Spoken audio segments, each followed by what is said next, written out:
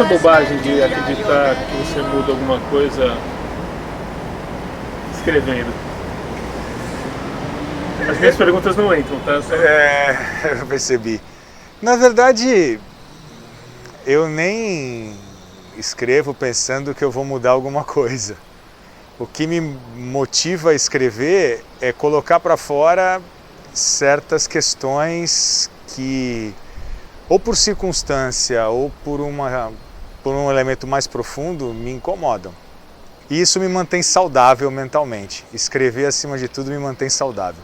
É claro que depois de muitos anos, você começa a enxergar os fatos do cotidiano como potenciais crônicas. Elas muitas vezes caem no meu colo, muitas vezes elas são dadas para mim, né? É claro que isso também demanda um período de maturação. Eu preciso me incomodar com aquilo, a ponto de prestar atenção naquilo, não me incomodar no sentido negativo apenas, mas prestar atenção efetivamente, e eu vou maturar aquilo por um tempo. Aquilo vai ficar na minha cabeça por um tempo. E geralmente eu escrevo rápido. Rápido porque o escrever é o processo final, né?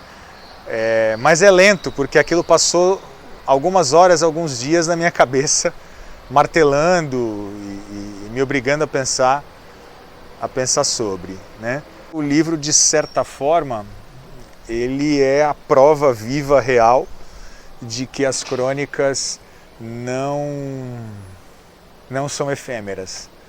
A crônica como tipo narrativo, ela tem durabilidade, ela tem presença histórica, ela consegue ser capaz de funcionar como um elemento da nossa história, da nossa trajetória, seja de quem escreve, seja de quem é alvo do texto.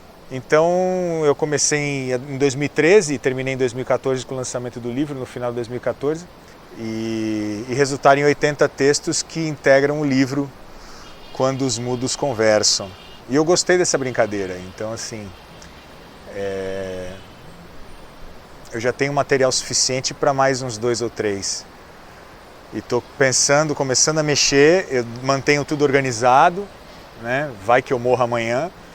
A questão é selecioná-los, né? E perceber, por exemplo, que o critério de seleção é a durabilidade. É a sensibilidade, é a qualidade do texto, é o estilo, mas também é a durabilidade. E a grande questão no livro é que não há, por uma sugestão de um dos editores, o Celso, os textos não têm data. Então o sujeito lê sem ter a ideia de quando aquilo foi escrito. E eu acho que no final das contas ele estava certo, porque isso é mais uma prova de que a crônica sobrevive às intempéries, sabe? Ela fica.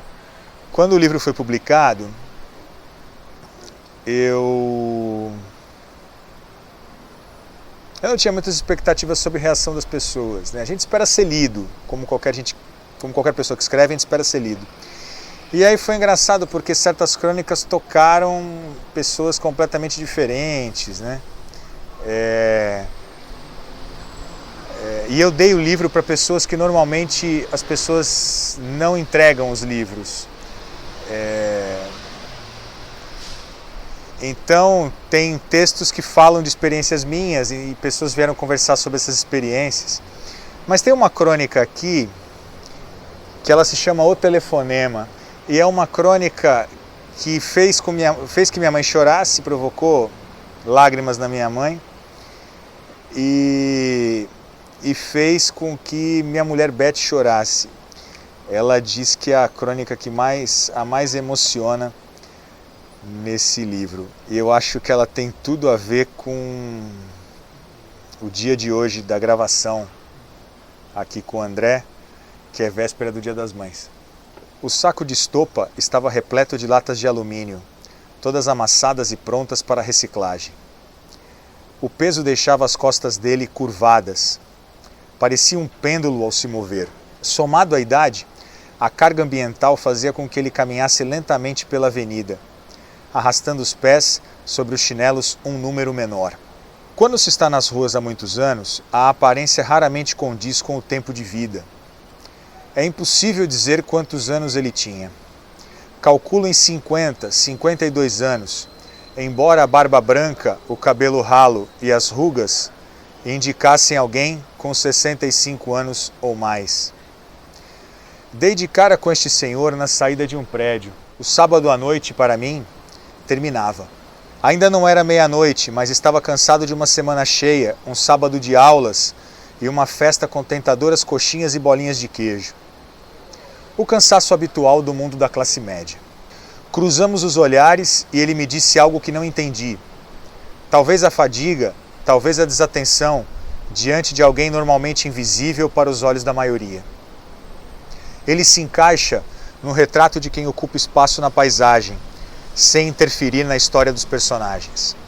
O senhor repetiu a frase, pedia dinheiro, uns trocados. A mão estendida tremia, a voz era quase inaudível. A cabeça baixa transmitia a vergonha de ter que pedir dinheiro para alguém, que poderia ser seu filho, ou tinha idade para isso. Abri a carteira e tirei uma nota de R$2. Era o que tinha. O dinheiro eletrônico, mais o medo paranoico e a grana curta mesmo, indicavam a carteira vazia. Ele apertou as minhas mãos e agradeceu. Apenas disse, de nada. Depois de um sorriso mecânico e educado, me virei para seguir o caminho oposto.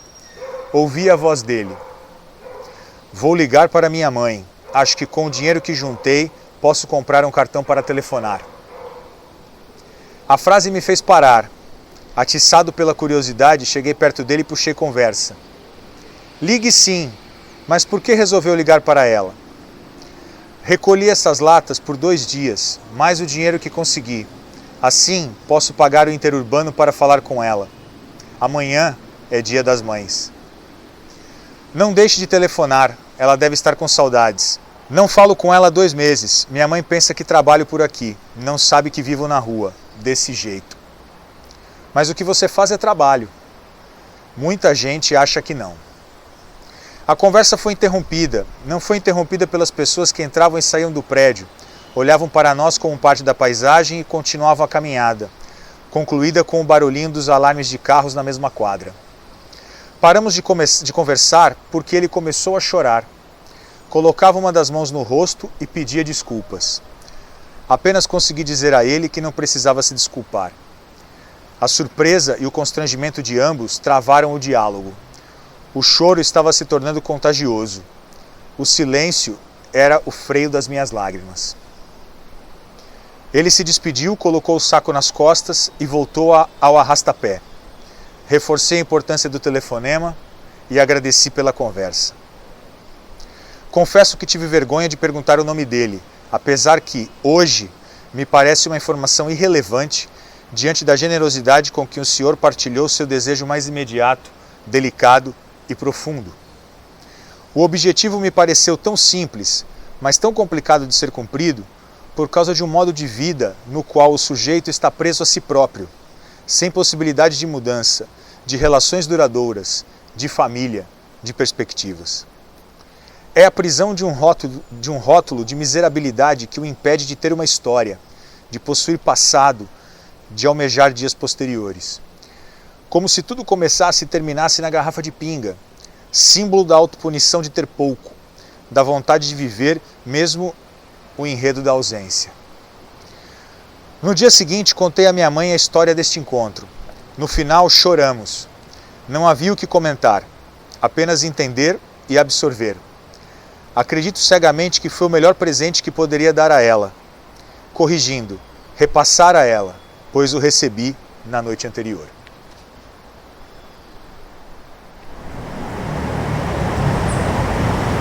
O que é a vida? Saudades da Bujanra, cara. Outro dia eu vi ele recitando um texto do Mário Quintana chamado O Tempo. Eu acho que se um dia ele recitasse um texto meu, eu acho que eu choraria. A vida. Primeiro que ele ia irritar minha mulher, a Beth. A Beth detestava essa pergunta dele. E aí eu ia responder que a vida é uma crônica.